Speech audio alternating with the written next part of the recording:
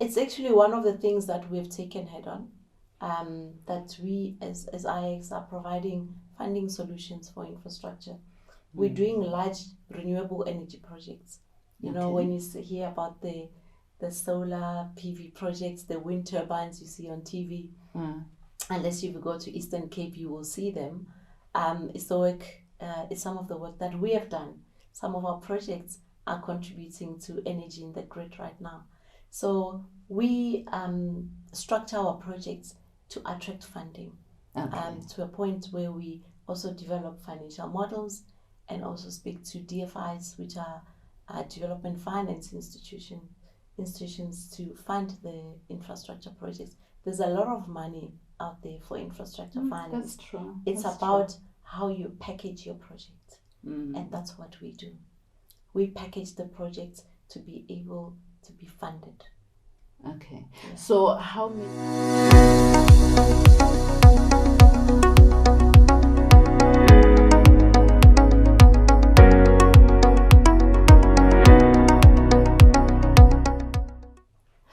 Good day and welcome to another session of Women in Leadership with Vee. In this channel and in these episodes, we dedicate them to amplifying the voices of women in leadership in corporates as well as in entrepreneurship. And this episode is brought to you by Diversity SA. Diversity SA is a management consulting company in diversity, equity and inclusion. And today for this episode, I'm excited to have a young dynamic woman who's already making waves in the engineering sector. She's been around. Apart from being the CEO of IX Engineers, she's also been the deputy chairperson of the National Society of Black Engineers, as well as the council member of the Engineering Council of South Africa, and she's currently the chairperson of NEMISA. And I'm excited because she's got a wealth of knowledge that she's going to share with us. Lebo, welcome to the episode. And I think to start off with, let us start with the introduction. Who is Lebo, professionally and personally? Thank you for inviting me. It's a pleasure for me to be here. Lebo Leshabane is it's a rural girl. They say you don't always take the rural out of a person, you know. Yes. I'm a rural girl from Hamuchaji in Limpopo. I grew up being a very active, playful child, and didn't take school very seriously, but I was doing well for some reason, and I didn't understand why. I was not putting any effort into it. But yeah, it's when I got into matric that I started seeing that, okay, now I really need to work hard. Grade 11 and 12, I really studied hard. And for the first time in my life, in matric, in one of the tests, I got 100% for maths. Oh, wow. And I was shocked that it was me that got 100% for maths. And the teacher announced it in class, and I was so embarrassed and I didn't know what to do. But yeah, then I knew that, okay, it looks like I am going to follow that mathematics side of things. Yeah. Okay. Personally? Anything personally, you would like to share? Personally, I'm really a conservative person. I love being home. I love being with my daughter, having fun. And I'm adventurous, I must say. I've always been. Okay. I always dare myself to do something scary and have fun doing it. So yeah, I've done some crazy things. Okay, that's interesting. Yeah. You wear so many hats. You are a speaker, you are a CEO, yet you find time for NEMISA. How do you balance all these roles? Yeah, it's really a daily challenge. You know, juggling the balls in the air. But what I always do is that I focus on one of them at a time. Okay. And I really, really become present and completely focus on it and do well and contribute, while I'm focusing on that particular role. And when I'm with my daughter, I become a child again, and we play and we have fun, and yeah, I really become completely present. Oh, wow. I think that's a lesson for all of us. Your background, you started civil engineering, but now you are involved in other disciplines of engineering. Does that help, that background in civil engineering, did it help you in the present position? Yeah, absolutely. Because engineers really, we are trained how to think. The most important lesson out of my engineering degree was that I was taught how to think and how to solve problems. As much as I found it very difficult during my studying days, to grasp, the application of the, mathematical and the physics into, problem solving. It's I used to cry a lot when I failed a test, but it taught me to never give up and go back to the drawing board and see how I can do things differently. And I started learning how I should apply, the principles differently into problem solving. So yes, absolutely. And in the current role, in the leadership role that I'm in now, it's about solving problems every day. My job is about, translating complex, matters into simple solutions that everyone can understand and can easily follow and implement. You are young. You're not a youth, but you are still young, and yet you have to work with people who are maybe older than you. How do you navigate that? Yeah, I must say, I found myself in a leadership position at a very young age.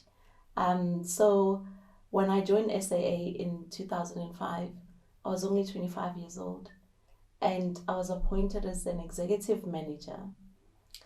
And almost everyone in my department was way older than me. Some were even double my age. Oh, And yeah, I found myself in the sea, and I had to learn how to swim or drown.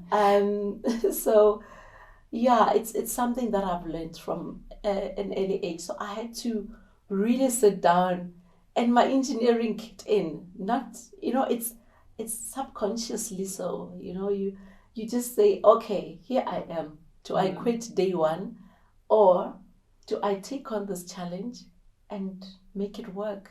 okay. And I decided to take it on and make it work. Okay. You've been in the corporate space, but you've also started your own company, Black Jills. Tell us a little bit about that. Yeah, so in 2011, I decided to leave SAA and start my own business because I felt that as women, we were not being recognized, especially as women engineers. It's still very much a male dominated environment, 22 years post my graduation. And when I started, you can imagine, I would probably, in most instances, be the only woman in the room. Yes. And I learned to live with that and not be intimidated by the fact that I'm surrounded by men, mostly white men in most cases, and people who knew way more than I did. I was dedicated to focus on my own personal development and learning to get to understand and get involved in big projects. And I fought my way into it. So started Black Jills as a one-man show. I must say the first 18 months were the most challenging 18 years of my life, where I moved from an executive paycheck to finding myself without Making your 100 money. rand, without Yes. 100 rand to pay pour petrol to go and attend a meeting. Okay, that's interesting. I think what you're touching on is quite interesting because sometimes it keeps other women in corporates because they don't want to experience that. But what would you say to someone who really feels like they are ready to start their own company? What advice can you give them? Be ready. I would say my advice to you is that be ready for the unexpected and never give up, and find people that can help you do things that you cannot do. Um, and work hard. I used to work 18 hours every day. Wow. I would only literally sleep sometimes 4 to 3 hours because I'm working on this proposal and I wanted to get it done. And even though in most cases those proposals were never accepted, I never gave up. Yeah. So you still put everything into it. I still put everything into it. Woke up early every morning, try and find another way of getting what I want. Okay. And if it meant I must drive somebody for a day, I offered to be a driver to this executive because he said he was so busy. I said, okay, let me be your driver for a day. Ah, okay. Wow. Okay. Yeah. Before we go to Nemisa, maybe let's talk about the current role as CEO of IX Engineers. What does that entail? What do you do on a daily basis? So IX Engineers is all about providing infrastructure solutions. So we really do large infrastructure projects. We do things like large water treatment plants. We do wastewater treatment plants. It's things that people don't see, but they experience it. The fact that you can open the tap in your house and water comes out is through the work that we do. Okay. And we do the upstream work. We find the water so that people can have water to use every day. Once you have used your water, we take your wastewater and we treat it into clean water and introduce it into the system as drinking water. Oh wow. And it's things that we cannot live with, but we don't even think about it on a daily basis. It's the highways that we drive on. The fact that it takes us now to Limpopo, Zanini, Hamajaji, 4.5 hours is through the work we do. In the olden days, a trip between Hamajaji and Joburg used to be a whole day trip. Yes. That's true. Okay. The infrastructure, especially from the government side, there is so much neglect or not enough funding for infrastructure projects. How do you cope with that lack of funding for infrastructure? It's actually one of the things that we've taken head on. That we as IX are providing funding solutions for infrastructure. We're doing large renewable energy projects. You know, when you hear about the solar PV projects, the wind turbines you see on TV, unless you go to Eastern Cape, you will see them. It's some of the work that we have done. Some of our projects are contributing to energy in the grid right now.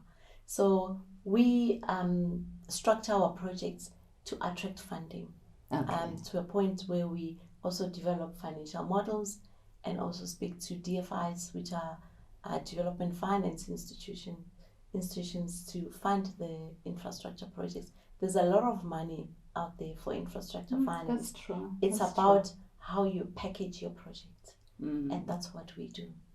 We package the projects to be able to be funded. Okay. So how many engineering projects or what sectors of engineering are you involved in? You spoke about water treatment, wastewater treatment, and energy renewables. Do you have others that you are involved in? Yeah, absolutely. So we're participating in 5 sectors. So one is the water and sanitation that I mentioned, and then it's the transport sector. Transport, we do highways, we do railways, we do runways at the airport. We also do ports, and then we also then have the energy sector, where we do all the renewable energy projects and energy storage. We're now working on big green hydrogen projects. And then we then also have the development services, where we do things like stadiums, Oh. we do the hospitals, and everything that has to do with large human settlement Okay. projects. We do that, and then we also do the last one, mining, which is more infrastructure in the mining space. Okay, great. That's quite interesting. Now let's get to NEMISA. You are the chairperson, the current chairperson of NEMISA. What does that entail? So it's quite challenging leading an independent board. You know, I think NEMISA has also taught me quite a lot of different things, because as the chair, you play quite a crucial role in an organization, and you find that you've got other independent members with different skills that have different views, and they all want to dominate the decision that must be made for the organization. And as chair, you really come in as mediator, Okay. and make sure that the best decision for the organization is made, and not because people are pushing their own personal interest or their own personal, not interest as in benefiting, but to say, yes, my idea was the one implemented. So, playing that mediation and also developmental role I've learned a lot, and it really helped NEMISA. In the last 4 years we've been there as the board, NEMISA has grown exponentially, to doing great things. When we started, we used to train about 20,000 learners per year. And now in the last year that we've just completed, we've trained over 100,000 learners. Wow, that's a and, big and jump. businesses in 1 year. So you can just see, the impact that we're having in the country. Okay, tell us a little bit about the training programs or the skills development programs that you do through NEMISA. So the training programs that we provide through NEMISA are, for instance, skills such as data science. So data science is about, building the capability for data scientists to analyze data and help organizations and government to make the best decisions using data, and not how their gut feel. People were used to using their gut feel. Yes. Now we use data. And we train people on skills such as artificial intelligence. Okay. As we know, artificial intelligence is the next big thing in the world. The whole world is going to run on AI, and it's important for South Africans to be able to understand and be able to develop solutions around artificial intelligence, because as Africans, we've got different challenges that technology can solve as compared to other nations like the Europeans or the Americans. So it's very important that we rely on our best understanding of the local challenges by our own people to develop those solutions, because they end up becoming the best solutions for the problem, because people have an intense understanding of the problem. Yes, definitely. And these programs are all meant for young people, or Absolutely. Can older people participate in them? Absolutely. So anyone can participate that is interested. However, our focus, majority of our people we're training is rural people and young people. We do have a large component of older people, because they're interested and they're passionate and they're willing to work hard. We accept them. Okay, Yes. That's interesting. Let's come back to you. Or maybe before we come to you, what would you say to a young girl who looks at you and say, I want to be like her, I want to do this engineering, all these nice things. What advice would you give to this young girl from a rural area like Absolutely. Absolutely. So they are our future leaders, really. So what I would say to them is that they must never let their current circumstances limit their possibilities. And they must not, because of where they are in the conditions of poverty or of lack, they must never think they can never amount to anything. If they work hard and they focus on what is important, the sky's the limit. There'll always be somebody out there who'll be willing to finance their studies, whatever studies that they want to do. And engineering really is one of the skills that are going to be the least impacted by technology emergence. As we know, technology is changing a lot of jobs, but one of the jobs that are least impacted is engineering. So I really encourage young people and young women to study engineering and have interest in maths. People say mathematics is very difficult. I mean, if me, a rural girl from Mamujaji, can go into a Model C school and get 100% for maths, and why anyone else can't do it? It is that simple. Yeah, with the maths, I think it's the stories that you get told to say maths is difficult, and Absolutely. then you go to maths literacy because of the stories that you're told. Okay, so you're saying that we mustn't believe those stories. Don't believe the stories. Apply yourself. Maths, it's actually beautiful. It's actually enjoy. I used to have fun when I'm bored. When I'm bored, I'm like, oh, I'm so bored. Let me just do some maths problems. See if I can solve all of them. And I will have fun. And when I get it right, I celebrate. Oh my goodness. By myself. Oh my God. I wish I was like you when I was growing up.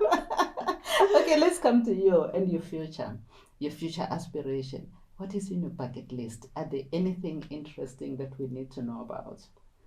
Yeah, absolutely. I'm a very ambitious woman, I must say. Sometimes I think I'm overly ambitious. I think it's good. Yeah, absolutely. It's what drives me.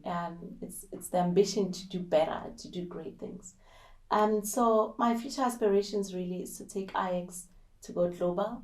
Okay. I would like to see IX being a global brand. And I would like to see us in first world countries like the USA and the UK and the emerging countries. Saudi Arabia is going to be the next destination in the world. And we're already going there as IX. We're establishing an office in Saudi Arabia. Oh, wow. And we're going to be participating in the creation of the next Saudi.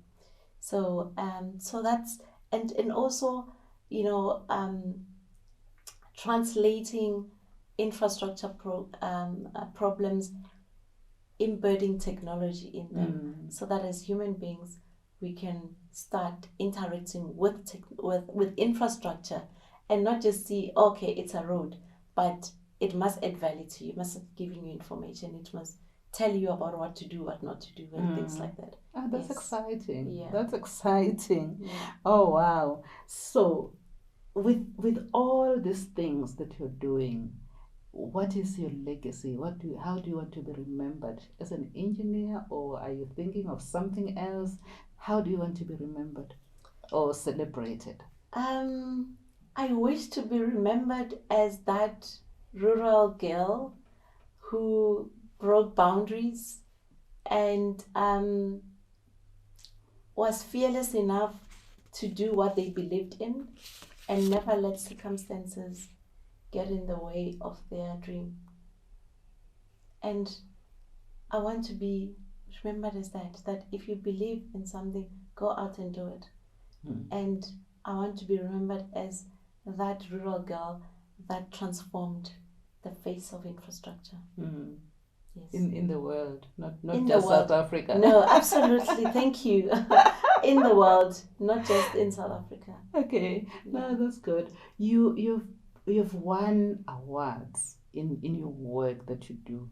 Like you've got the BPI Future Leader Award and the African Woman Leaders Award. Tell us a little bit about those two awards.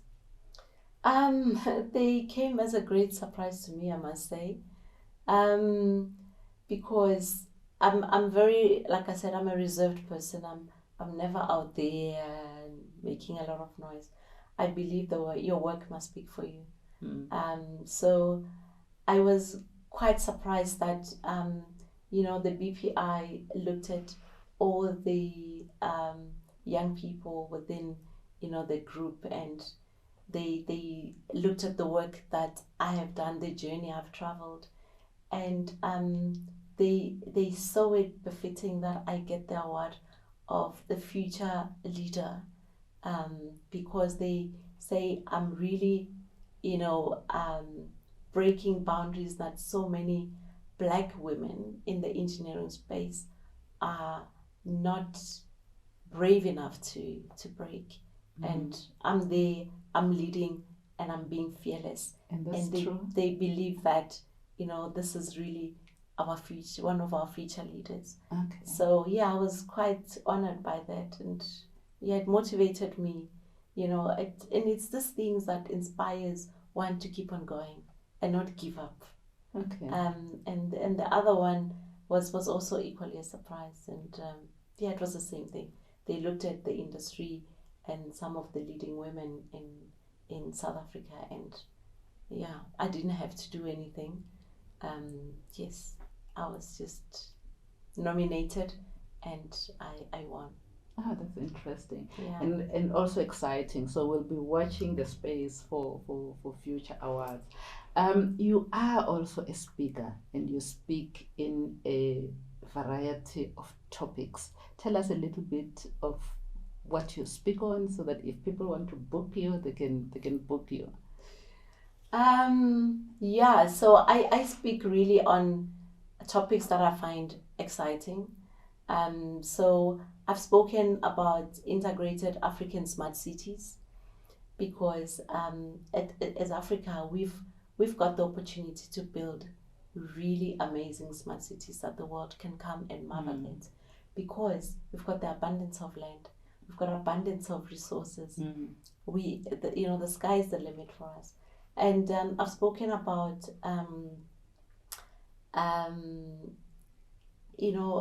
self-mastery to young people, Okay. because everything starts with you.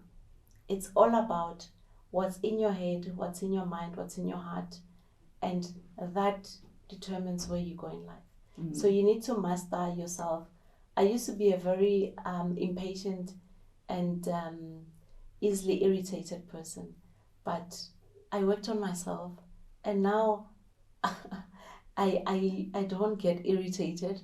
I actually find humor in things that go wrong. I laugh at myself when things go wrong, but I can see what I need to do to make it better. And then I've also spoken about women in emerging technologies within infrastructure. And I've also spoken about what would the future infrastructure look like.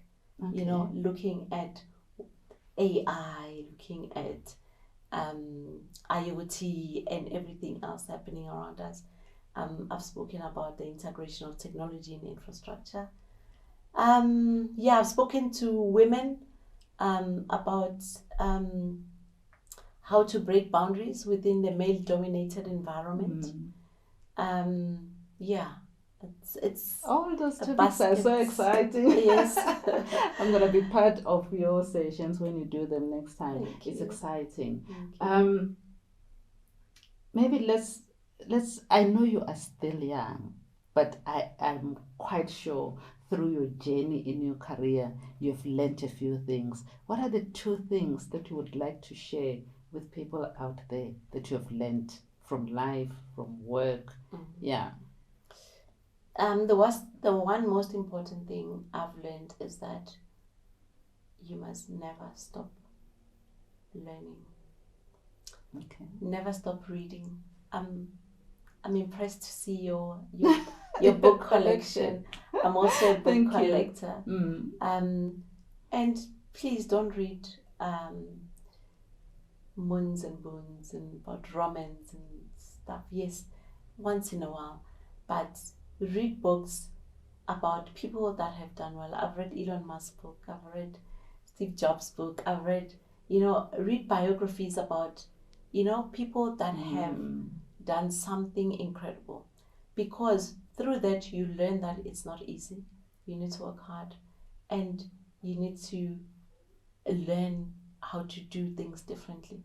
So That's one most important thing. Never stop learning. Also learn about what is happening in the technology space, because as much as we think we are safe where we are, or as much as we believe technology doesn't have any meaning to us or impact on us, it's got an impact on everyone.